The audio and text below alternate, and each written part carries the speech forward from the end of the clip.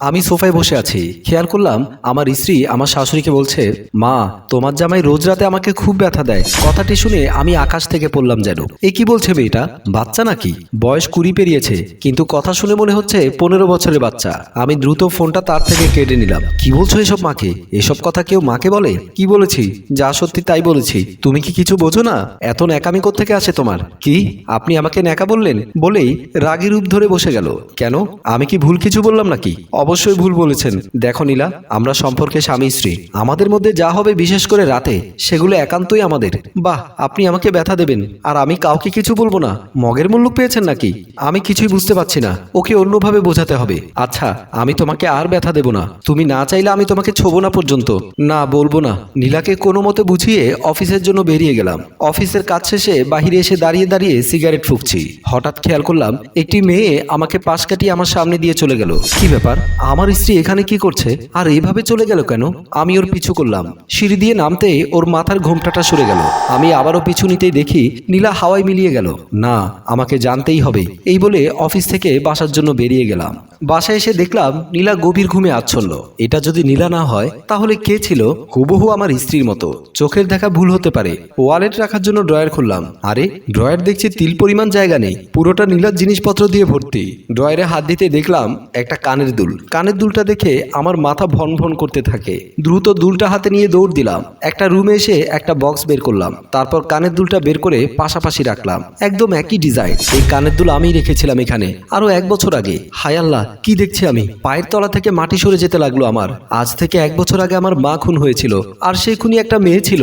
অন্ধকারে ধস্তাধস্তির সময় যার কান থেকে একটা কানের দুল ছিঁড়ে নিয়েছিলাম আমি। এরপর আমাকে ফাঁকি দিয়ে সেই খুনি পালিয়ে যায়। আজ দীর্ঘ 1 বছর পরে এই কোন পরীক্ষার মুখোমুখি হলাম আমি? এই দুল নীলার কাছে এলো কি করে? তার মানে নীলাই সে ব্যক্তি।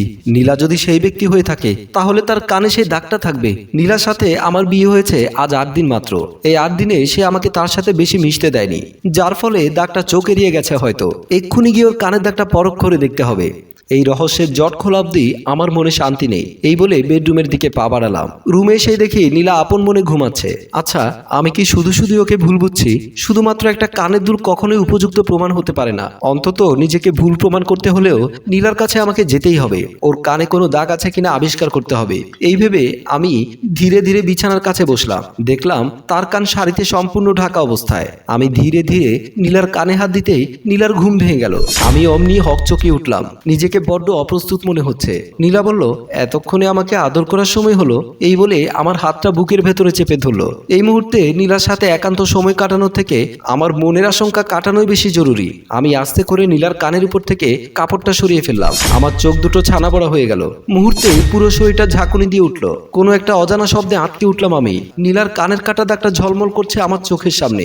এতদিন তো খেয়াল করিনি। নীলাকে এক ঝটকায় সরিয়ে দিয়ে বিছানা থেকে উঠে দাঁড়ালাম আমি। সারা শরীর ঘামতে থাকে আমার। নীলা উঠে বসে। এ কি হলো আপনার? আপনার কি শরীর খারাপ? আমি কাঁপা কাঁপা গলায় বলতে লাগলাম, না, এটা হতে পারে না, কিছুতেই না। নীলা আমার হাত ধরে বলল, কি হয়েছে আপনার? আপনি এমন করছেন কেন? কিছুই হয়নি আমার। বারবার এক কথা বলছো কেন? আচ্ছা, সেদিন রাতে মা খুন হওয়ার সময় কি নীলাই ছিল? এ কি করে সম্ভব? পাশে ফিরে দেখি নীলা আবারও শুয়ে পড়েছে। ভালোই ভালোই সকালটা হোক। পরের দিন সকালবেলা আমি আর অফিসে যাইনি। বসে বসে কথাগুলো ভাবছি। এমন সময় আমার স্ত্রী 1 কাপ চা এনে আমার হাতে দিল। আমি চায়ের কাপটা হাতে নিয়ে বললাম, আচ্ছা নীলা, একটা কথা বলবো, তুমি কিছু মনে করবে না তো? হ্যাঁ বলেন। তোমার কানে ওই কাটা দাগটা কিসের? আমার কথা শুনে অপ্রস্তুত হয়ে যায় নীলা। কেশে পুরো একাকার হয়ে যায়। আমি চায়ের কাপটা রেখে ওকে বললাম, এ কি হলো তোমার? আমি স্পষ্ট দেখতে পাচ্ছি নীলা আমার কথা প্রশ্নে ভয় পেয়ে গেছে। কোন রকম সেটা এড়িয়ে যেতে চাইছে। পাশে থাকা গ্লাসটা এগিয়ে দিলাম। এখন অনেকটাই স্বাভাবিক নীলা, কিন্তু আমিও ছেড়ে দেওয়ার পাত্র নয়। আমি আবারও সেই প্রশ্নের পুনরাবৃত্তি করলাম, কি হলো? বললে না তো।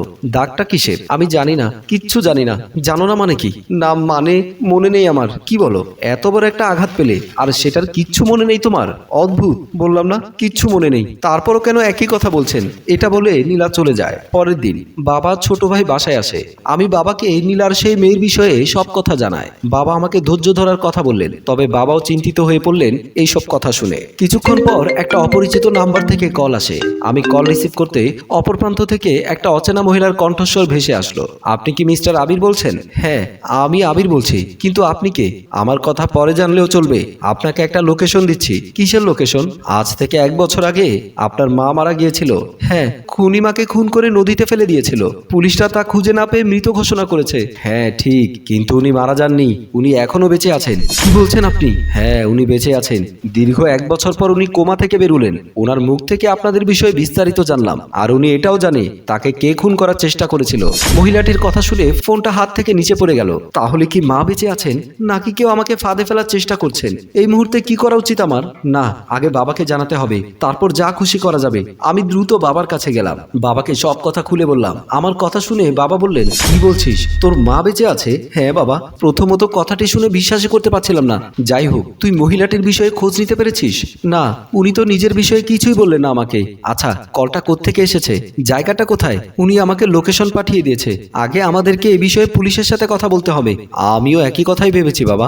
একটা উড়ো কলের উপর ভিত্তি করে আমরা কিছু করা ঠিক হবে না।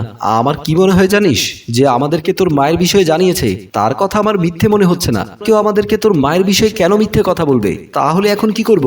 চল আমরা বেরিয়ে পড়ি। সেরকম হলে সেখানে গিয়ে আমরা পুলিশকে কল দেব। তাহলে আমরা এখন কাউকে কিচ্ছু জানাবো না।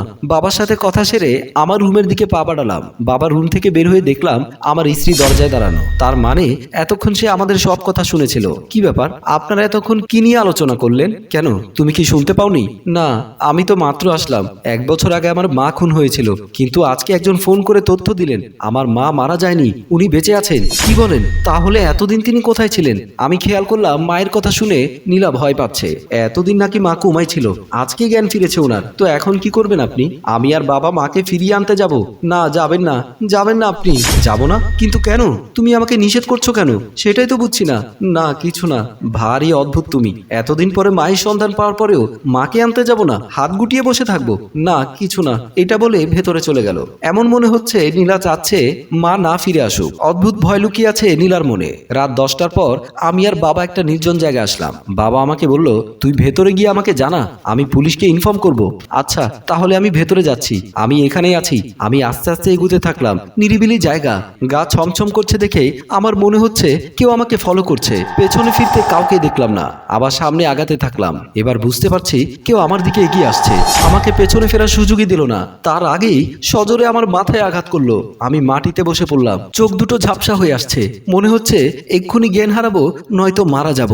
আমি শেষবার মতো দু চোখ খুলে দেখার চেষ্টা করতে যা দেখলাম তার জন্য মোটেও প্রস্তুত ছিলাম না। আমি দেখলাম বাবার হাতে লাঠি, আর লাঠিতে আমার রক্ত। বাবা হয়তো খেয়াল করেনি আমি তাকে দেখতে পেয়েছি। আমার চোখ বন্ধ হয়ে গেল। বন্ধুরা, কি হতে চলেছে? কে আসল খুনি, বাবা নাকি স্ত্রী, নাকি অন্য কেউ? জানতে হলে দ্বিতীয় পর্বের জন্য কমেন্ট করে জানিয়ে দিন। ধন্যবাদ।